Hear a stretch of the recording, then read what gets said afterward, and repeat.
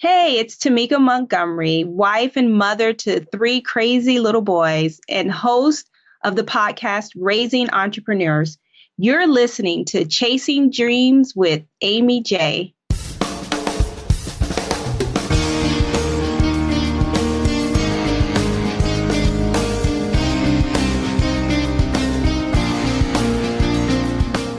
Welcome to Chasing Dreams podcast with Amy J. Amy believes that realizing a life without regrets is achieved by taking chances, chasing your dreams, making moves, and overcoming your doubts. The Chasing Dreams podcast will help you overcome life's obstacles, believe in your potential, and inspire you to face your fears. And now here's the woman who is passionately pursuing her dreams, Amy J. Hey, Dream Chasers, this is Amy J, and you are listening to episode 113 of Chasing Dreams. I'm so happy you guys are here today. I have a fellow Marylander and a new friend here on the show, and I'm stoked because she's also a new fellow podcaster. Tameka Montgomery is the founder of the podcast Raising Entrepreneurs, a parent's guide to fostering an entrepreneurial mindset.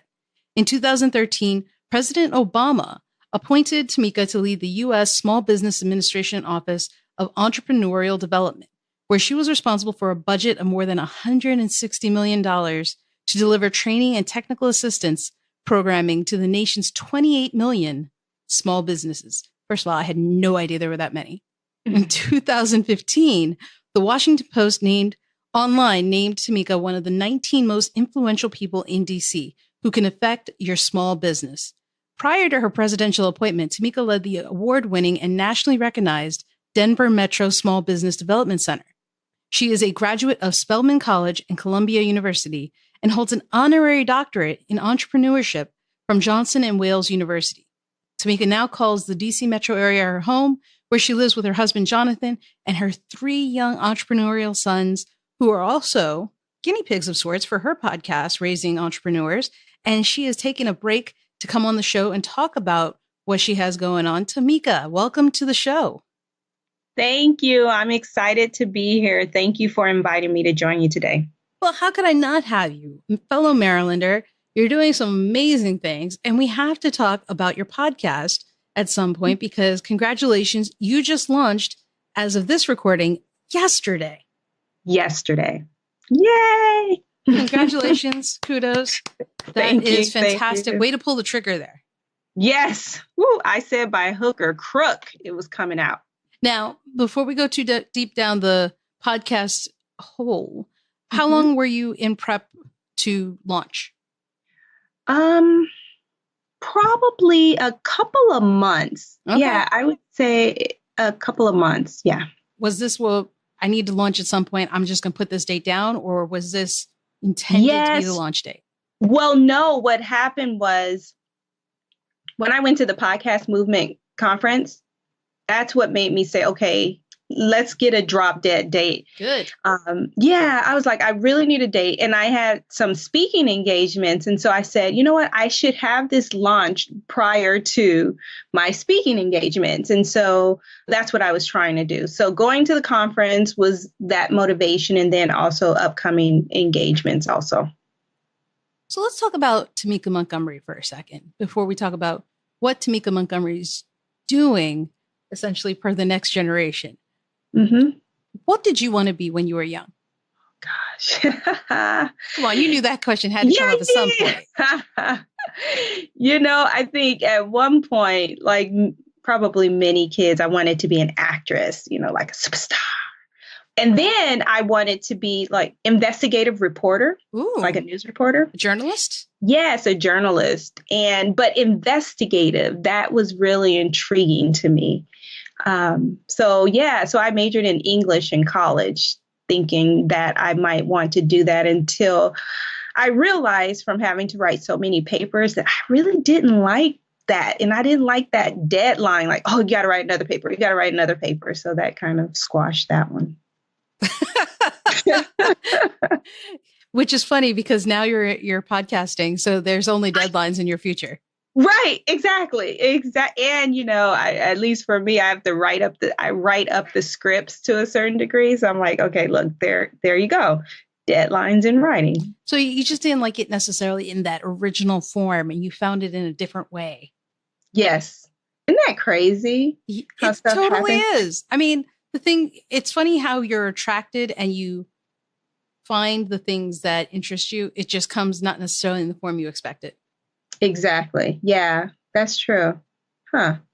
Well, so when you were in college, when you were at Spelman or Columbia, what were you pursuing?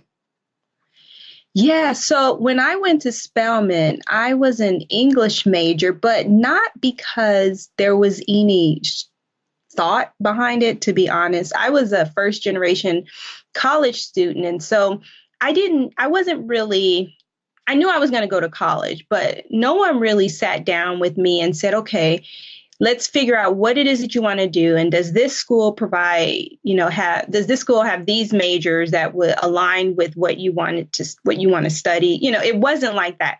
I went to Spelman kind of on a fluke.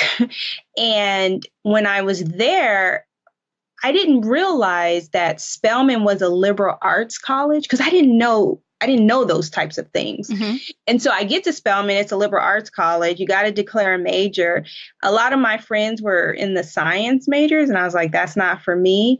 And then they didn't have like a communications major because it's a liberal arts school. That's not the type of major. So I was like, okay, well, I guess English. So that's how I ended up an English major. Well, that's not huh. Yep. I didn't see that coming, to be honest.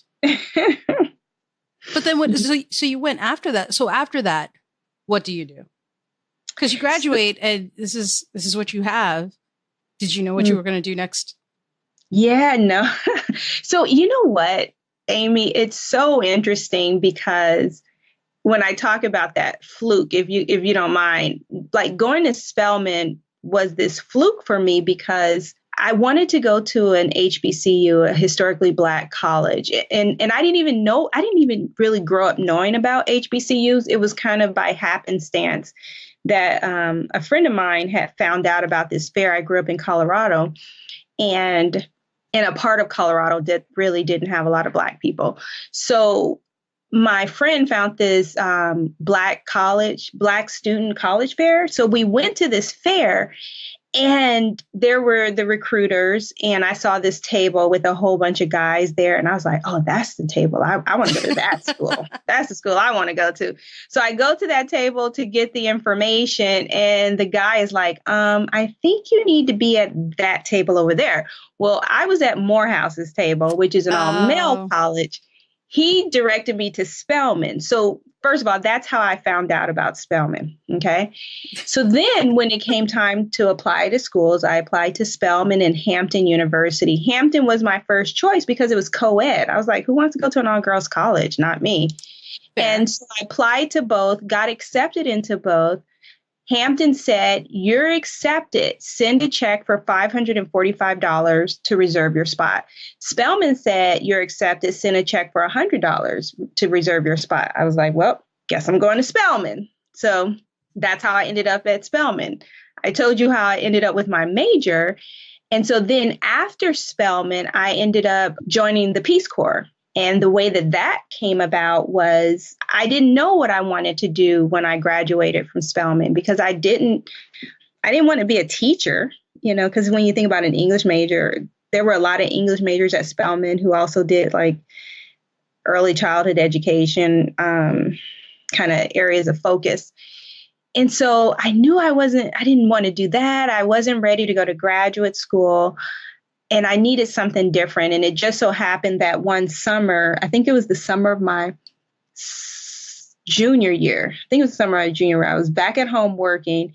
And a woman I was working for, she was taking her daughter off for a few days. She was taking a few days off to take her daughter off because her daughter was going to be joining the Peace Corps and going to Africa for 2 years. Okay. And I had never heard of the Peace Corps. Mm-hmm. And so I went home and I said, Mom, Maggie's her daughter's going to Africa for 2 years. What is the Peace Corps? And my mother said, oh, that's just something rich white people get to do. I was like, oh, really? I think I want to check that out. And I researched it and I was like, that seems like fun, because I'm figuring like if rich white people do that, it must be something that's really fun and interesting. Right. So I researched it and decided to apply. And I felt like it was the perfect time because I didn't know what I wanted to do when I graduated, but I knew I didn't want to just get a job. So it offered a great opportunity to travel, learn another language, put something on my resume that I thought that future employers would really value. So that's what I did. But you were happy doing it? I mean, I did. You learned about it. It's new. Were you happy? Yeah, I mean, Peace Corps, back then they had a commercial called the slogan was the toughest job you'll ever love. And it's hard. I mean, I had never been out the country. That was my first time leaving the country. And so it was challenging just being put in that situation and you don't know anybody, you don't know the culture, you're young. I graduated from college in June and left in July. So yeah, it was challenging. It was hard, but it was good. I met like my best friend today. Oh, you met her at the podcast movement conference. We were in Peace Corps together, Fanshin. She was also in the Peace Corps? Yes, that's where we met. That's how we met. Oh, wow.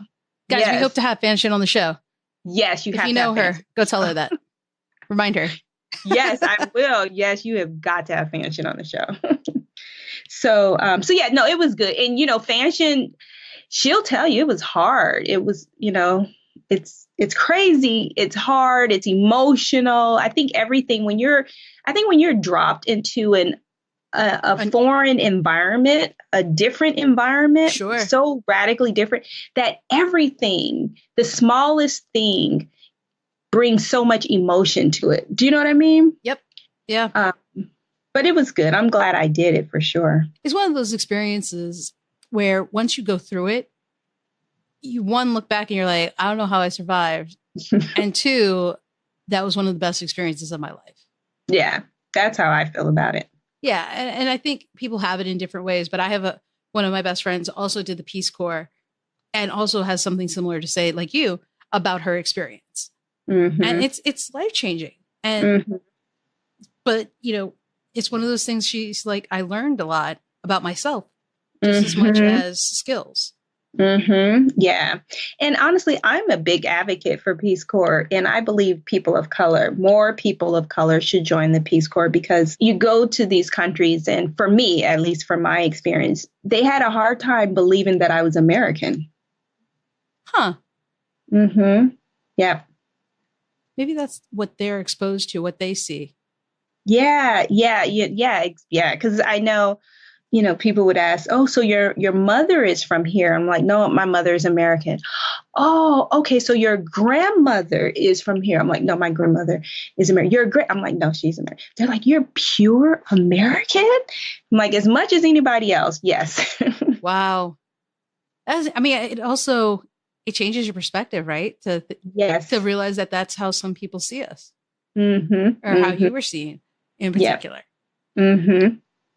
So when you come back, right, take us through how you ended up working in Denver. Yeah. So how did that come about? Yeah. So when I came back from Peace Corps, that's when I moved to New York for graduate school. And when I finished graduate school, I had the opportunity to come to DC to work for the federal government. So I was working for the Department of Justice for the Office of Juvenile Justice. And that's not an easy. Yeah, it was. Well, you know what? I worked on the federal level. And so it's more policy. And so I would travel and go out and visit jails and lockups to make sure that they were following kind of federal guidelines on how to retain young people. And then also I would do site visits on juvenile delinquency prevention programs, since our agency gave them funding in order to deliver those programs. So that was the type of work that I was doing. And it sounds neat and exciting, but I was like, you know what? Federal work isn't really for me. I just got out of graduate school and I'm like, go, go, go, go, go. And it just felt monotonous to me. I just felt like this is not the right thing for me. And so I was actually in a program. It was called the Presidential Management Fellows. And it's a 2-year program designed to be kind of this fast track into upper levels of management in federal government. So they bring in a cohort of recent graduates from law school and master's programs, and you get your pick of agencies that you want to work for. And over the 2 years, your agency invests in you. You get to rotate into other agencies. You get tons of additional training, and you get all these perks for 2 years with in your salary, in the federal world, employee world, there are grades. And so in each grade has a step. So you go 10 steps and then you move up to the next grade. Sometimes. And so with this program is a fast track. So you just jumped grades each year. Oh, wow. And and so it's a 2-year program. So for 2 years, your agency, your home agency is investing in you and doing all this.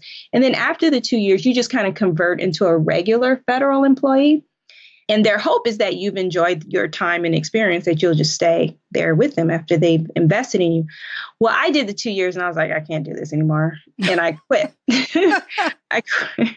I quit. And so I moved back to Colorado. So that was in 2000, the end of 2000, picked up my bags and moved back to Colorado. And within a month of being in Colorado, I met a woman who had acquired like a 37-acre development. And she was going to be redeveloping. It was the Army's Finance and Accounting Center. It had been, and she was going to redevelop it into redevelop a number of buildings into early childhood center, health clinic, a bank, some, industrial space. But there was one building, a 26,000 square foot building that she wanted to turn into a business incubator.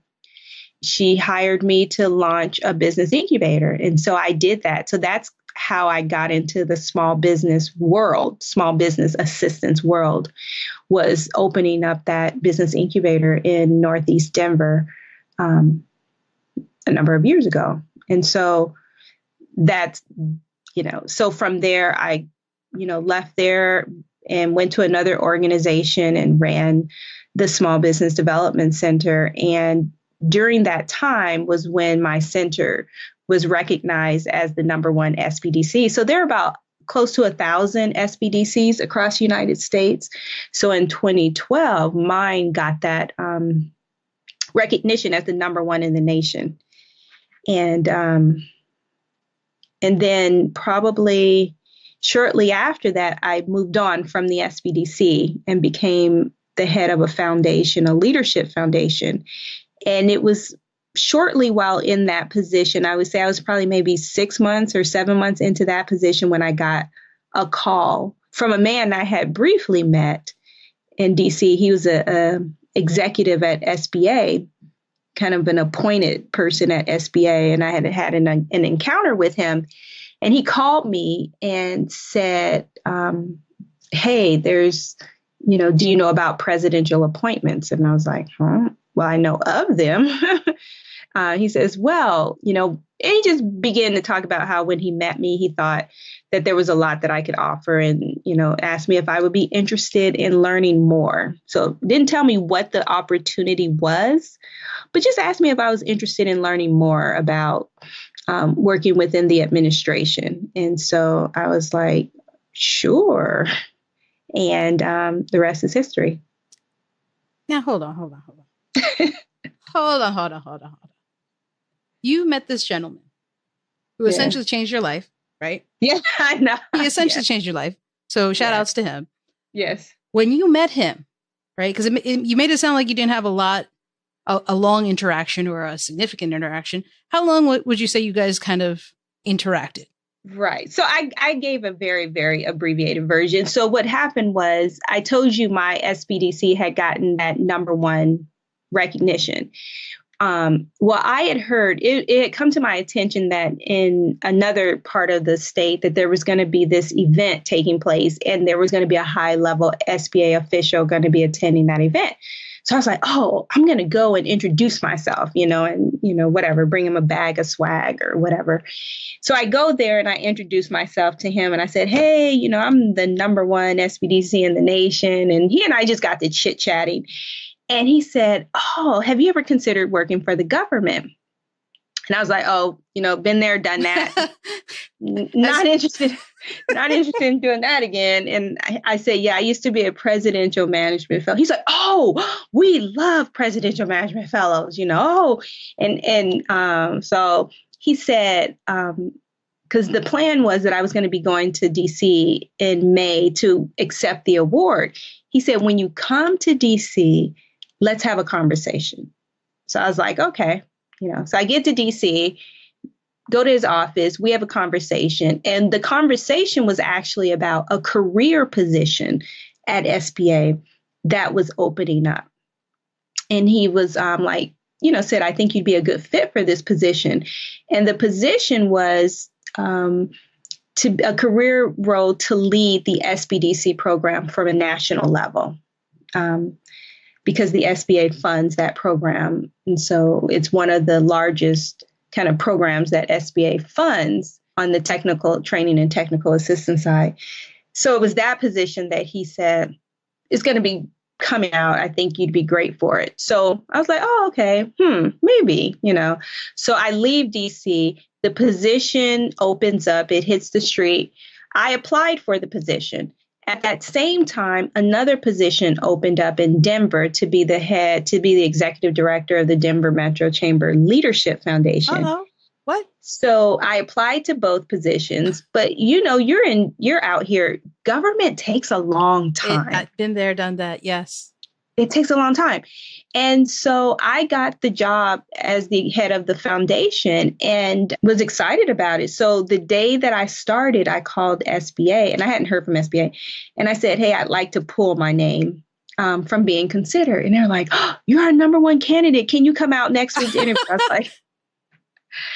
I was like, no, I'm good. I've made my decision. And so then he calls me up and he says, Tameka, would you reconsider, And I was like, no, I just started. I'm happy with the decision I've made.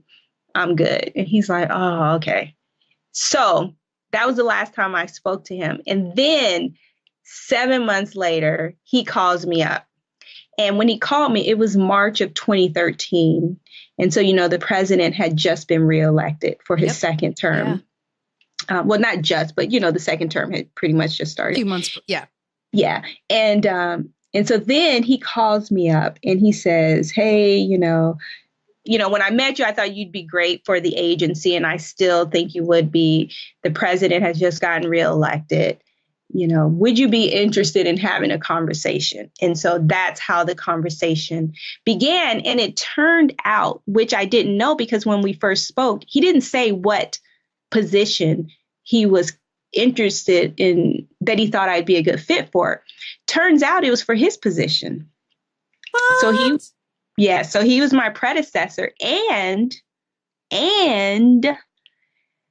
the position that I ended up taking, his position, is over the position that he had initially told me about.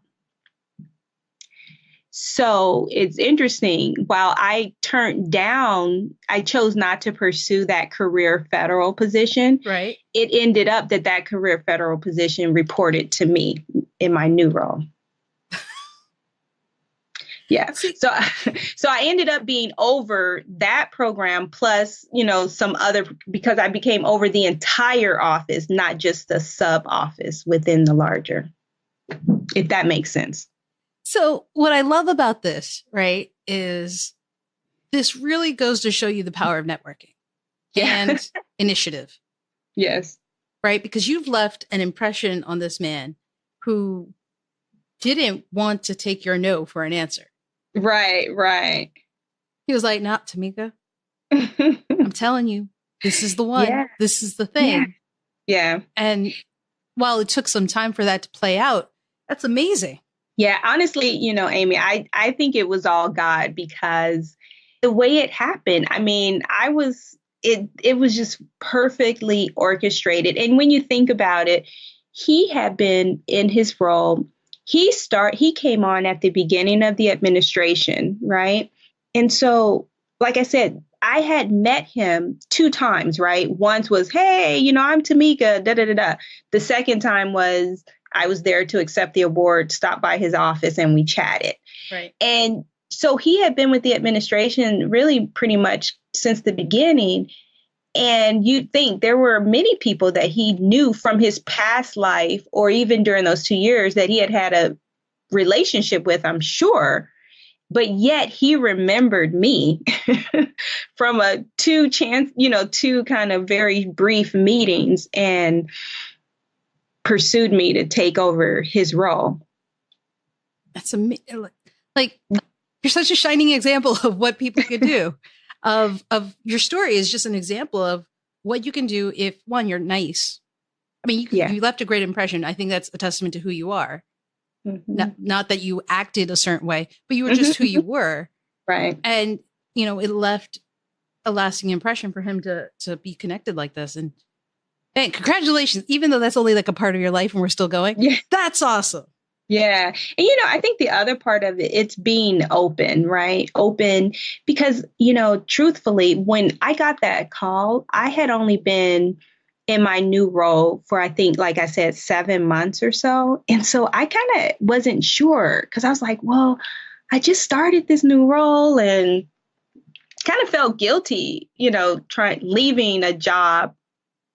And so when he said, are you interested in learning more and discussing this further, I was like, well, let me get back to you. And I was talking to my husband. My husband's like, it's Barack Obama. Yeah. Why are you hesitating to me? Right. Why are you hesitating? Did you Right. hit your head? What's going on? Yeah. Exactly. I'm sure he give you a look like. He was like, yeah, you're interested.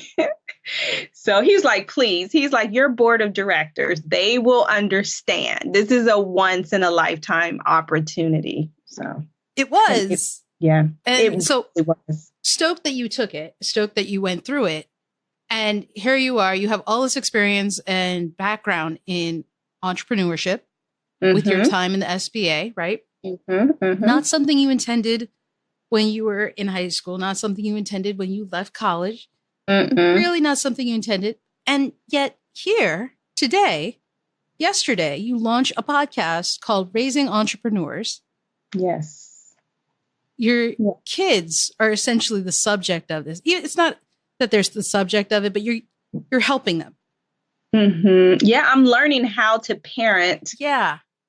And raise up these young men into entrepreneurs. What led to this idea? I'm trying to think what led to it was early on, I think, like when my oldest was like 2 years old or 3 years old.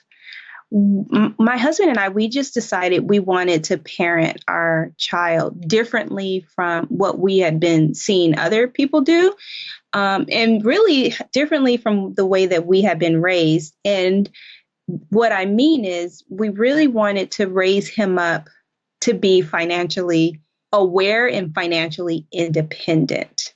And so for me, working in this space of entrepreneurship, I think we admire entrepreneurs for their initiative and kind of their perseverance to press through challenges.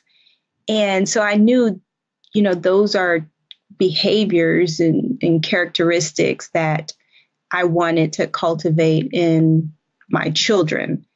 And so it was, that's how we kind of got into this. And so because we were trying to raise up kids who really were financially independent, what that meant was that we decided we're not going to just give you money. Our kids, you have to earn money, and we're going to obviously support you in that and kind of guide you in it, but really trying to encourage it.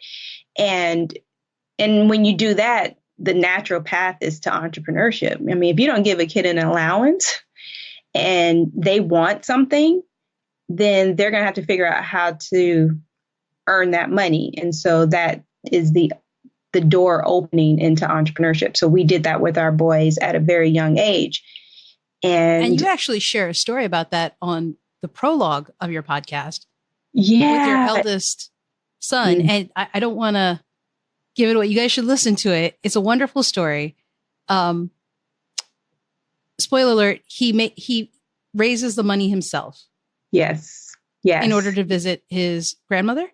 Yes. Yep. And you guys can listen for the details in her prologue. The links will be in the show notes.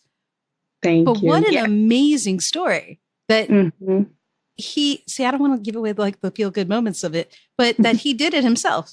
Yep. Yep. And it's so empowering. And I think also it helps us as parents to see what our kids are really capable of doing. And it also helps them to see what they're capable of doing.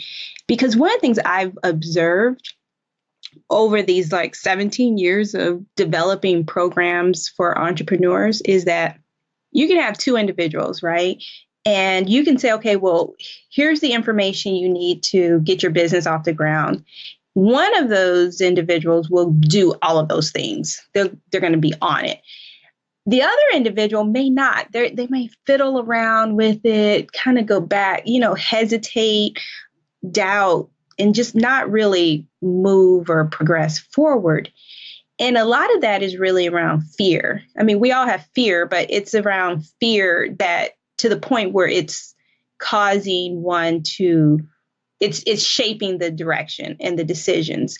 And so I've seen entrepreneurs do that. And I believe that we all have the potential, but it's the way that our mindset, what we think of ourselves. And I'm thinking, this is my experiment with my boys, I guess. I'm like, well, if I rewire their thinking early, if I begin to create grooves in pathways in their thinking and behavior early, then when they become adults, these types of things won't raise up fear. They'd be like, oh, I did this when I was a kid. I know how to do this. I've done this before. I've been there. And so that memory will come into play. That's what I'm hoping. We'll have to do this in 15 years or so. And I can tell you if it really worked, but that's the plan. Do they have an interest? They have an interest in earning money. I mean, that's for my boys right now. That's the motivation. Like they know they like having their own money. My mother, she lives out here now, and I had dropped her off the airport last week, and she was telling me that she had my boys and they went someplace, and my middle son, he wanted, I don't know, maybe it was a Lego or something. I can't recall, but he wanted something and he didn't have enough money on him. And so she got it for him. Well, I guess a few days later, she had come by and he's like, oh, Nana, here's your $4 for the toy. And she's like, oh, you don't have to pay me back. He's like, no, I want to. Here's your $4. She's like, okay. And my oldest son, she was sharing how she was out with him, and he has this money clip that I got him at the White House that has President Obama's signature on it. So he carries his money clip with his own money all the time, and he's empowered. They are empowered. And so for them, I think similar to us as adults, we recognize that in order to eat, we must work. And so we work. Now, if we enjoy our work, that's great. Sometimes we don't enjoy our work, but we know that we need to work in order to earn money to provide for ourselves. And it's kind of like the same thing with our boys. So that's where it started. I think, and they're pretty young. And so I think as they go along, because that's how they think, they'll begin to think up ideas of things that they really enjoy doing. So right now they have a business. Aspects of it they enjoy, other aspects of it they don't, but they're learning. But they always like to look at their financials and see how much money they've earned. I'm curious to see how this turns out. And it's interesting. I mean, you have a wonderful show, and how you are presenting each episode. As I said, I feel like you're a guide in the story, right? It's been one episode and a prologue, but I feel like you're kind of guiding people like, hey, here it is. And you're not giving advice or sharing experts that you yourself aren't going to try with your kids. So it's like, there's that authenticity. There's that reason why I would listen to it. I don't have kids, guys, but if I did, with my nieces or nephews or something like that, and they showed an interest, that would be the thing. But I love what you're doing, and you seem very passionate about it. I mean, your kids, but just in general with helping others and combining your knowledge. Is that kind of how you feel this is going? Yeah, it's so interesting. My husband and I, we were talking the other day. Do you remember the book, I'm dating myself, What Color is Your Parachute? Yes. Yeah. So I remember I like doing those sorts of assessments. I did too. I'm like, done everything. But I remember I did one of those, and I remember in high school or something, I'd done something, and it said that you should be a teacher or something. And I'm like, I don't want to be a teacher. I'm not interested in teaching. Mind you, when I was in Peace Corps, I was a teacher. I didn't share that with you, but it all comes back up somehow, right? It does. It does. But I was telling my husband about that. I was sharing that with him. And I was like, it's funny because one, my work in entrepreneurship has always been around entrepreneurial development. So delivering training and technical assistance and designing those type of programs or policies around the education of entrepreneurs, right? And this podcast is also an education resource, but for parents, right? And so I just think it's interesting that you talk about that being that guide and delivering instruction, because it really is my desire, because I think all children are capable of this. And and I believe as parents, it's our responsibility to prepare our kids for this. I mean, there are certain things that we kind of leave it to the schools to do, but I think that the home is a great environment and a great place and a great training ground for our children in this place. And I want parents to feel like they are equipped and are able to guide their children, even if they don't want their children to be business owners, if that's not their interest. I've worked with people, or I've hired people who have zero initiative, and that's not a show about that itself. Yeah.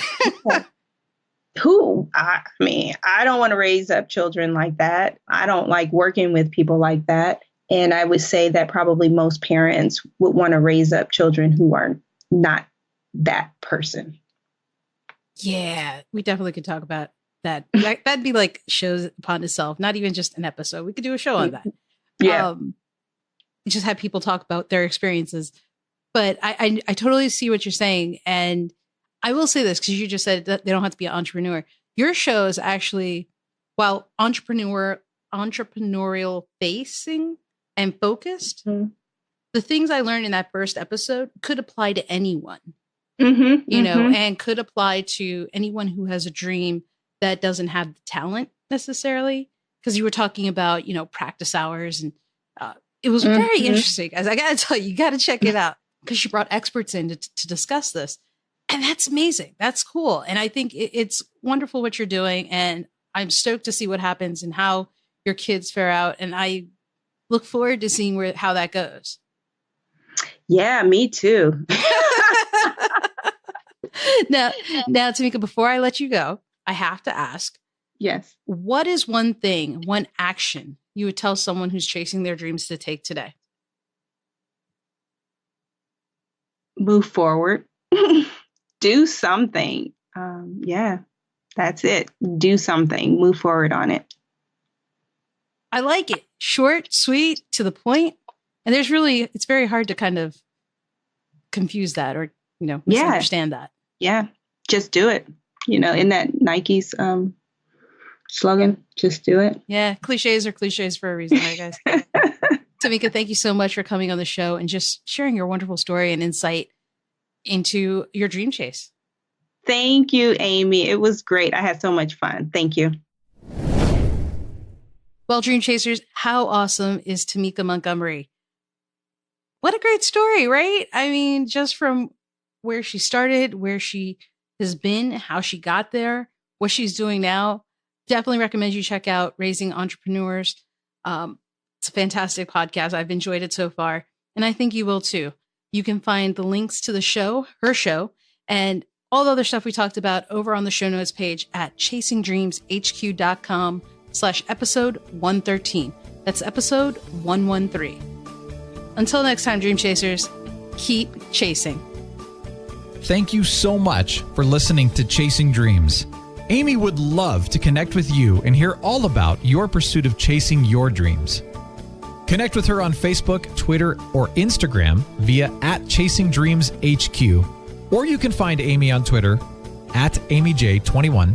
That's AIMEEJ21. Be sure to visit headquarters over at ChasingDreamsHQ.com for more inspiration, motivation, and resources to help with your own dream chase. We hope you'll join Amy next week, and until then, keep chasing.